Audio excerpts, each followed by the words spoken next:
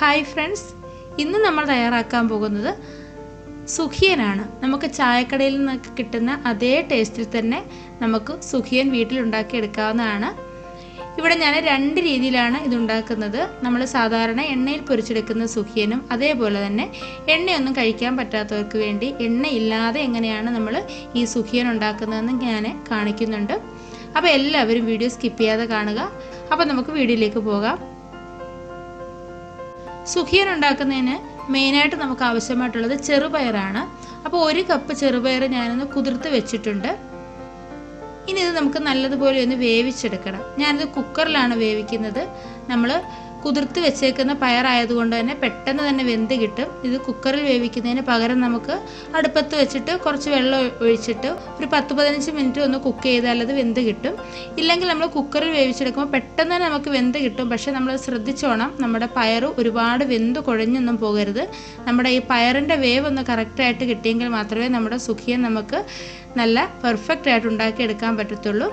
അപ്പോൾ നമ്മുടെ പയറെല്ലാം ഞാൻ കുക്കറിലേക്ക് ഇട്ട് കൊടുത്തിട്ടുണ്ട്. ഇനി ഇതിലേക്ക് നമുക്ക് ആവശ്യത്തിനുള്ള വെള്ളം കൂടി ഒഴിച്ചു കൊടുക്കാം. ഈ പയറിന് മുകളിൽ നിൽക്കുന്ന രീതിയിൽ കുറച്ച് വെള്ളം ഞാൻ ഒഴിച്ചു കൊടുക്കുന്നുണ്ട്. ഇത്രയും വെള്ളം ഞാൻ ഒഴിച്ചു കൊടുത്തിട്ടുണ്ട്. ഇനി നമുക്കൊന്ന് കുക്ക് ചെയ്തെടുക്കാം. അപ്പോൾ ആ നേരത്തിന് നമുക്ക് ഇതിനുള്ള ബാറ്ററും കൂടി ഒന്ന് തയ്യാറാക്കിയെടുക്കാം. അപ്പോൾ അതുകൊണ്ട് അതിനുവേണ്ടി ഞാനൊരു ബൗൾ എടുത്തിട്ടുണ്ട്. ആ ബൗളിലേക്ക് ഞാൻ 1 കപ്പ് മൈദപ്പൊടിയാണ് ഇട്ട് കൊടുക്കുന്നത്. അതിൻ്റെ കൂടെ തന്നെ ഞാനൊരു 1/4 ടീസ്പൂൺ ചെറിയ ജീരകം ചേർക്കുന്നുണ്ട്.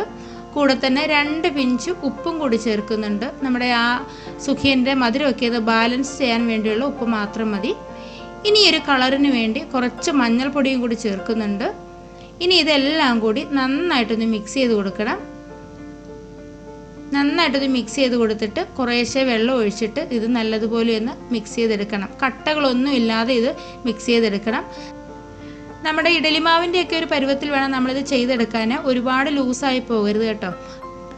അപ്പോൾ അതാ ഈ ഒരു രീതിയിൽ ഞാനിതൊന്ന് മിക്സ് ചെയ്തെടുത്തിട്ടുണ്ട്. ഒട്ടും കട്ടകളൊന്നും ഇല്ലാതെ ഇതേ തിക്നെസ്സോട് കൂടിയാണ് ചെയ്തെടുത്തിട്ടുള്ളത്.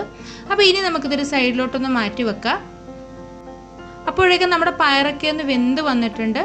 ഞാനിത് അടച്ചു വെച്ചിട്ട് 1 വിസിലൊന്ന് കുക്ക് ചെയ്തതാണ്. ഈ കുക്കറിൻ്റെ ആവി പോയിട്ട് തുറക്കാനായിട്ടിരിക്കരുത്. അപ്പോൾ ചിലപ്പോൾ പയർ ഒരുപാടങ്ങ് വെന്ത് പോകാൻ ചാൻസ് ഉണ്ട്. നമ്മളിത് 1 വിസിൽ കഴിഞ്ഞിട്ട് ഒരു 2 മിനിറ്റ് കഴിഞ്ഞിട്ട് ഒന്ന് തുറന്ന് നോക്കണം കേട്ടോ. പിന്നെ എന്തെങ്കിലും വേവാനുണ്ടെങ്കിൽ തുറന്ന് വെച്ച് തന്നെ നമുക്കൊന്ന് വേവിച്ചെടുത്താൽ മതി. പിന്നെ വെള്ളം ഉണ്ടെങ്കിലും അതുപോലെ തന്നെ തുറന്ന് വെച്ചിട്ട് നമുക്കൊന്ന് വറ്റിച്ചെടുക്കാം. ഇപ്പോൾ വെള്ളം പരുവമായിരുന്നു. ഇതാ കണ്ടില്ലേ, നല്ല കറക്റ്റായിട്ട് തന്നെയാണ് വെന്ത് കിട്ടിയിരിക്കുന്നത്. ഒരുപാട് വെന്ത് പോകരുത്. പയറിങ്ങനെ വിട്ട് നിൽക്കണം. ഈ ഒരു രീതിയിൽ വേണം നമ്മളിത് ചെയ്തെടുക്കാനേ. അപ്പോൾ അതുകൊണ്ട് ഇനി ഞാനൊരു പാൻ അടുപ്പത്ത് വെച്ചിട്ടുണ്ട്. അതിലേക്ക് ഞാൻ ഒരു 1/4 കപ്പ് തേങ്ങ ചിരകിയത് ചേർത്ത് കൊടുക്കുന്നുണ്ട്. ഇനി ഈ തേങ്ങ നമുക്ക് 1-2 മിനിറ്റ് ഇതൊന്ന് ഡ്രൈ റോസ്റ്റ് ചെയ്തെടുക്കണം. തേങ്ങയിലെ വെള്ളമൊക്കെ കുറച്ചൊന്ന് വലിഞ്ഞ് കിട്ടണം. ഇനി ഇതിലേക്ക് ആവശ്യത്തിനുള്ള ശർക്കരയാണ് ചേർത്ത് കൊടുക്കുന്നത്. നമ്മുടെ മധുരത്തിന് ആവശ്യമായിട്ടുള്ള ശർക്കര ചേർത്താൽ മതി. ശർക്കരയും കൂടെ ചേർത്ത് നല്ലതുപോലെ ഒന്ന് 1-2 മിനിറ്റ് ഒന്ന് ഇളക്കി ചേർത്ത് കൊടുക്കുന്നുണ്ട്. ഇതിനകത്ത് അഴുക്കൊന്നും ഇല്ലാത്ത ശർക്കര ആയതുകൊണ്ടാണ് ഞാൻ ഇതുപോലെ ചേർത്ത് കൊടുത്തത്. ഇനി അഴുക്ക് എന്തെങ്കിലുമുള്ള ശർക്കരയാണെന്നുണ്ടെങ്കിൽ കുറച്ച് വെള്ളത്തിൽ നമുക്ക് ഇതൊന്ന് മിക്സ് ചെയ്തിട്ട് അതിൻ്റെ ശർക്കരപ്പാനി ഒഴിച്ചു കൊടുത്താൽ മതി. ഒരുപാട് വെള്ളം ഒഴിക്കരുത് കേട്ടോ. വളരെ കുറച്ച് വെള്ളത്തിൽ മാത്രം മിക്സ് ചെയ്താൽ മതി. ഇനി നമ്മൾ എടുത്തു വെച്ചിരിക്കുന്ന പയറും കൂടി ഇതിലേക്ക് ഇട്ട് കൊടുക്കുന്നുണ്ട്. എന്നിട്ട് അതും കൂടി ചേർത്ത് നല്ലതുപോലെ ഒന്ന് ഇളക്കി ചേർത്ത് കൊടുക്കാം. അതും 1 മിനിറ്റോളം ഒന്ന് ഇളക്കി ചേർത്ത് കൊടുത്തിട്ട് ഇതിലേക്ക് ഞാൻ കുറച്ച് ഏലക്കയും ജീരകവും കൂടി ചേർത്ത് കുറച്ച് പഞ്ചസാരയും കൂടി ചേർത്ത് പൊടിച്ചാണ് കേട്ടോ. അപ്പോൾ അതും കൂടെ ചേർത്ത് നല്ലതുപോലെ ഒന്ന് ഇളക്കി ചേർത്ത് കൊടുത്തിട്ട് നമുക്ക് സ്റ്റൗ ഓഫ് ചെയ്യണം. എന്നിട്ട് ഇതൊന്ന് ചൂടൊക്കെ ഒന്ന് ആറാനായിട്ടൊന്ന് മാറ്റി വെക്കാം. ഇപ്പോൾ ദാണ്ട പയറിൻ്റെ ചൂടൊക്കെ ഒന്ന് മാറി വന്നിട്ടുണ്ട്. ഇനി ഇത് നമുക്ക് കൈകൊണ്ട് തന്നെ നല്ലതുപോലെ ഒന്ന് യോജിപ്പിച്ച് കൊടുക്കണം. നമ്മുടെ പയർ കുറച്ചൊന്ന് ഉടച്ചെടുക്കുകയും വേണം. ഇതേ രീതിയിൽ കൈകൊണ്ട് നല്ലതുപോലെ പയറൊന്ന് ഉടച്ചു കൊടുക്കണം. നമുക്ക് കൈകൊണ്ട് ഉരുട്ടിയെടുക്കാൻ പറ്റുന്ന പാകത്തിന് വേണം നമ്മുടെ ഈ പയർ ഇരിക്കാൻ. ഇനി നിങ്ങൾ ഇങ്ങനെ ചെയ്യുമ്പം എന്തെങ്കിലും വെള്ളം നനവ് കൂടുതലുണ്ടെങ്കിൽ ഇതിലേക്ക് കുറച്ച് അവൽ ചേർത്ത് കൊടുത്താൽ മതി. ഇല്ലെന്നുണ്ടെങ്കിൽ ഞാൻ വേറൊരു ടിപ്പ് പറഞ്ഞുതരാം. നമ്മുടെ വറുത്ത അരിപ്പൊടിയില്ലേ, അതിൽ നിന്നും 1-2 ടീസ്പൂൺ അരിപ്പൊടി ചേർക്കാവുന്നതാണ്. വറുത്ത അരിപ്പൊടി തന്നെ ചേർക്കണം കേട്ടോ. അതും കൂടി ചേർത്തിട്ട് ഒന്നുകൂടെ ഒന്ന് മിക്സ് ചെയ്ത് കൊടുക്കാമെങ്കിൽ കുറച്ചുകൂടി നമുക്ക് ടൈറ്റായിട്ട് കിട്ടും. അപ്പോൾ നല്ലതുപോലെ ബോൾസ് ആക്കി എടുക്കാൻ പറ്റും. അപ്പോൾ ഇതിപ്പോൾ കറക്റ്റ് വരുവാണ്. നമുക്ക് ഇത് നല്ലതുപോലെ ബോൾസ് ആക്കി എടുക്കാൻ പറ്റും. ഇതാ കണ്ടില്ലേ, എല്ലാം ഒന്ന് ഉടച്ചെടുത്തപ്പോൾ തന്നെ ഈ ഒരു രീതിയിൽ കിട്ടിയിട്ടുണ്ട്. ഇനി ഇത് നമുക്ക് ചെറിയ ചെറിയ ബോൾസ് ആക്കി എടുക്കാം.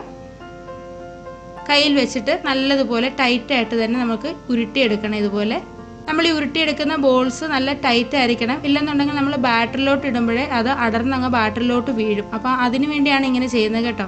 അപ്പോൾ അതുകൊണ്ട് ഒരെണ്ണം ഞാൻ ഇതുപോലെ ഒന്ന് ഉരുട്ടിയെടുത്തിട്ടുണ്ട്. ബാക്കിയുള്ളതും കൂടി ഇതേപോലെ ഒന്ന് ചെയ്തെടുക്കാം.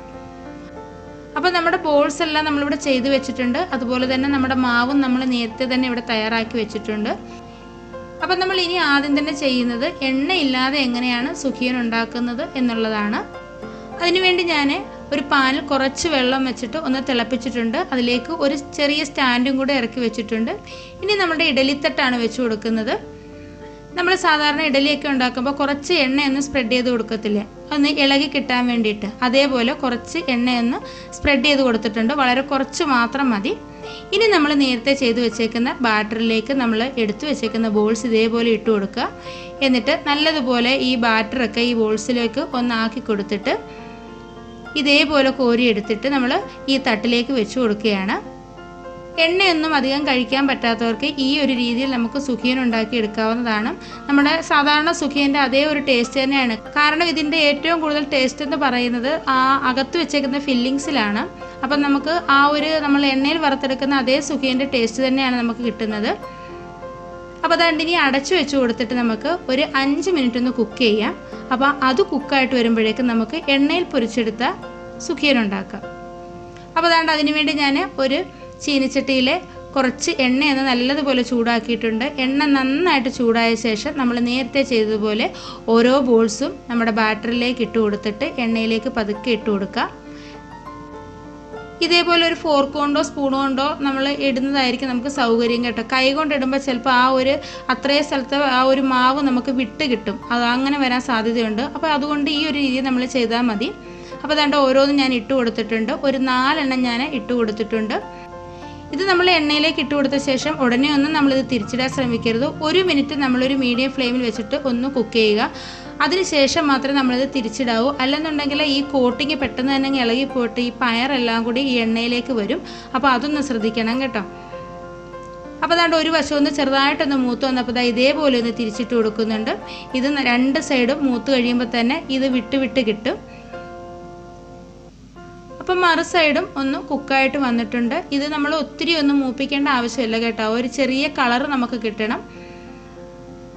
ഇതേപോലെ തന്നെ നമുക്ക് അടർത്തി എടുക്കാവുന്നതാണ്. അപ്പോൾ ഇനി ഇത് ഓരോന്നായിട്ട് നമുക്ക് കോരിയെടുക്കാം. അടുത്ത ബാച്ച് ഞാൻ ഇട്ട് കൊടുത്തിട്ടുണ്ട്. അത് നന്നായിട്ടൊന്ന് കുക്കായിട്ട് വന്നിട്ടുണ്ട്. ഇനി ബാക്കിയുള്ളതും ഇതേപോലെ തന്നെ നമുക്ക് ഒന്ന് ചെയ്തെടുക്കാം. അപ്പോൾ അതാണ്ട് ആ സമയം കൊണ്ട് നമ്മുടെ എണ്ണയില്ലാതെ നമ്മൾ കുക്ക് ചെയ്ത സുഖിയൻ ഇവിടെ റെഡി ആയിട്ടുണ്ട്. നന്നായിട്ട് വെന്ത് വന്നിട്ടുണ്ട്. എന്നിട്ട് പാത്രത്തിൽ നിന്നൊക്കെ ഒന്ന് വിട്ട് വന്ന് നിൽക്കുകയാണ്. ഇനി നമുക്ക് ഇതിൻ്റെ ചൂടൊന്ന് മാറാനായിട്ട് നമുക്കൊന്ന് എടുത്ത് പുറത്തേക്ക് മാറ്റി വെക്കാം. ഇപ്പോൾ അതിൻ്റെ ചൂടൊക്കെ ഒന്ന് മാറി വന്നിട്ടുണ്ട്. പെട്ടെന്ന് തന്നെ നമുക്കിത് ഇളക്കിയെടുക്കാവുന്നതാണ്. അപ്പോൾ ഇതാ കണ്ടില്ലേ, നമ്മുടെ എണ്ണയില്ലാത്ത സുഖിയൻ ഇവിടെ റെഡി ആയിട്ടുണ്ട്. അപ്പം നമുക്ക് എണ്ണ ഒന്നും കഴിക്കാൻ പറ്റാത്തവർക്ക് സുഖിയനൊക്കെ കഴിക്കണമെന്നുണ്ടെങ്കിൽ ഈ ഒരു രീതിയിൽ നമുക്ക് ചെയ്തെടുക്കാവുന്നതാണ്. നല്ല ടേസ്റ്റുമാണ് കേട്ടോ. ഒരു പ്രാവശ്യമെങ്കിലും ഇതുപോലെ ഒന്ന് ചെയ്ത് നോക്കൂ. അപ്പോൾ ഇനി നമ്മുടെ എണ്ണയിൽ പൊരിച്ച് നമ്മുടെ ചായക്കടയിലെ അതേ ടേസ്റ്റിലുള്ള സുഖിയനാണ് ഇവിടെ എടുത്തിട്ടുള്ളത്. ആ കണ്ടിട്ട് തന്നെ കൊതിയാവുന്ന നല്ല കളറൊക്കെ ഉണ്ട് കേട്ടോ. നമ്മൾ ആ മഞ്ഞൾപ്പൊടിയൊക്കെ ചേർത്തത് കൊണ്ട് നന്നായിട്ട് കളർ വന്നിട്ടുണ്ട്. അപ്പോൾ ഇന്നത്തെ വീഡിയോ എല്ലാവർക്കും ഇഷ്ടമായല്ലോ. വീഡിയോ ഇഷ്ടമായിട്ടുണ്ടെങ്കിൽ ലൈക്ക് ചെയ്യാനും ഷെയർ ചെയ്യാനും കമൻറ്റ് ചെയ്യാനും പിന്നെ നമ്മുടെ ചാനൽ സബ്സ്ക്രൈബ് ചെയ്യാതെ ആരെങ്കിലും കാണുന്നുണ്ടെങ്കിൽ ഒന്ന് സബ്സ്ക്രൈബ് ചെയ്ത് സപ്പോർട്ട് ചെയ്യാനും മറക്കരുത്. അപ്പോൾ നമുക്ക് അടുത്തൊരു വീഡിയോയുമായിട്ട് വളരെ പെട്ടെന്ന് തന്നെ കാണാം. അതുവരേക്കും ബൈ. Thank you.